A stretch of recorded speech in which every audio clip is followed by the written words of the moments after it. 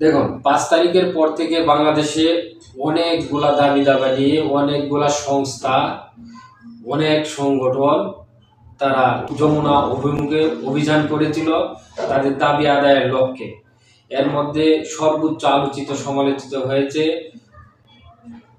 সাদ্দাম হোসেনের সিএনজি ড্রাইভারদের আন্দোলনটা এবং সাদ্দাম হোসেনের আরেকটা হচ্ছে আনসারের আন্দোলনটা।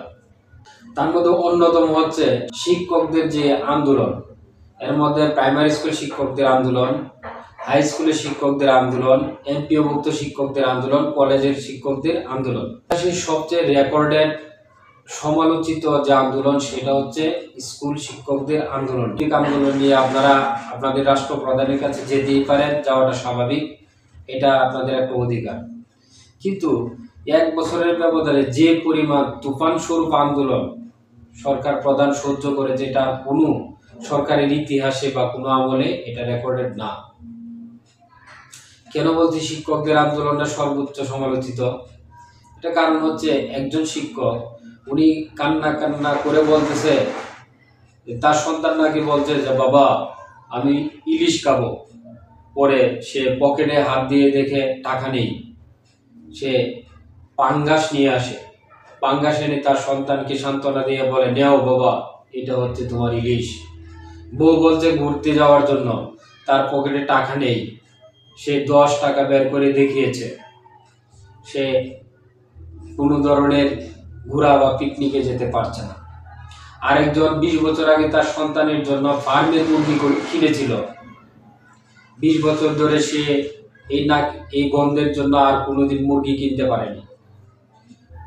ওনার কনসেপ্টটা কিন্তু মুরগি কিনতে পারেনি গন্ধের জন্য বা মুরগি পরবর্তীতে কিনেনি গন্ধের কারণে, সেটা না। ওনার কনসেপ্টটা ছিল যে টাকা নাই তার কাছে ফার্মের মুরগি কেনার মতো। অথচ তিনি কুমিল্লাতে 7 তলা একটা বিল্ডিং এর মালিক এবং একটা বিউটি পার্লার চালায়।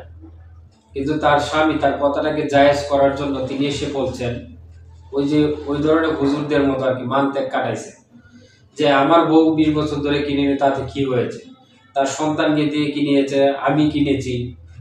কিন্তু প্রশ্নটা কিনতে পারে বা পারেননি তা না, উনি জাতিকে বোঝাতে চেয়েছিল সে প্রাইমারি শিক্ষকতা করার কারণে তার কাছে এই টাকাটাও থাকে না যে একটা ব্রয়লার মুরগি কিনে খাওয়াবে।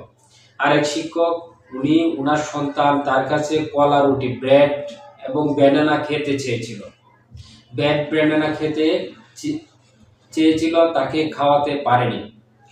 কনসেপ্টটা হচ্ছে উনি বোঝাতে চেয়েছেন তার অর্থনৈতিক দৈন্যদশা এতটা গভীরে আছে যে সন্তান ব্রেড কলা চাওয়ার কারণে সে অসহায়ত্ব প্রকাশ করে বলেছে বাবা টাকা নেই, যদি তোমার কখনো জ্বর হয় অসুখ হয় তখন ব্রেড কলা খেতে হয়।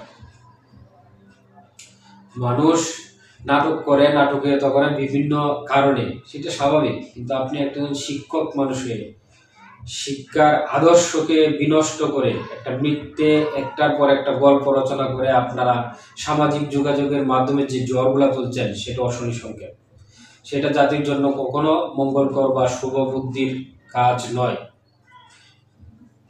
আপনারা জানেন যে বেতন পাওয়ার পরেও কিভাবে আপনারা টিউশনির নামে চাপ দিয়ে ছাত্রছাত্রীদের কাছ থেকে টাকা আদায় করছেন, এটা আপনারা জানেন। কোনো অঞ্চলে, অনেক অঞ্চলে টিউশনি নিষিদ্ধ, তারপরে কিন্তু আপনারা টিউশনি চালিয়ে যাচ্ছেন। সেটা আমাদের বাধার বিষয় না, বাধার বিষয়টা হচ্ছে আপনার নৈতিকতার থেকে দূরে আসবেন না। শিক্ষকতা জাতির পেশা হিসেবে যে যতটুকু উপরের স্থানে থাকার কথা, হয়তো বাংলাদেশে ততটুকু অর্থনৈতিকভাবে উপরে রাখা সম্ভব হচ্ছে না বা সম্ভব হয়নি। আমরাও চাই আপনাদের অর্থনৈতিক দৈন্যদশা দূর হোক, অর্থনৈতিক সমৃদ্ধি এবং শৃঙ্খলা ফিরে আসুক আপনাদের জীবনে। আপনারা জীবনে প্রজ্বলিত একটা মোমবাতি জ্বালিয়ে দিচ্ছেন প্রত্যেকটা স্টুডেন্টের অন্তরে। কিন্তু আপনাদের চিন্তা ভাবনা যদি এমন থাকে যে প্রাইমারিতে শিক্ষকতা করার কারণে 30 বছর হয়ে গেল তাকে বিয়ে করছে না, কিন্তু যান প্রাইমারিতে চাকরি করে এমন একটা মেয়ে, সর্বপ্রথম তার ফার্স্ট চয়েস বা প্রায়োরিটি হচ্ছে প্রশাসনিক কোনো কর্মকর্তা। সে হতে পুলিশ হলে সবচেয়ে বেশি ভালো হয়, কারণ সেখানে ইনকাম বেশি, ইনকামের পরিমাণটা অনেক বেশি। আমার জানার মধ্যে কয়েকজন শিক্ষিকা আছে যাদের বিয়ের প্রস্তাবের ব্যাপারে কথা বললে ওনারা ফার্স্ট পছন্দ করেছেন পুলিশকে। কেন পছন্দ করেছেন? তারা জানেন যে ইনকাম কোথায় বেশি থাকে। এটা কিন্তু আমি পুলিশের সেক্টরটাকে ছোট করার জন্য বলছি না। বর্তমান গণতান্ত্রিক সিস্টেমে, বর্তমান প্রশাসনিক চিন্তাধারায় মানুষ ইনকামের যে মহৎ সব একটা পেশা বেছে নিচ্ছে, সেটা হচ্ছে পুলিশের পেশা। যাই হোক, আপনি চাকরি করেন প্রাইমারিতে, অথচ 30 বছর হয়ে গেলে বিয়ের কথা বলতে পারছেন না। এগুলো হচ্ছে নাটকীয়তা। এই নাটক এবং নাটকীয়তাগুলো বন্ধ করেন। আপনারা জাতির আদর্শ মোমবাতি।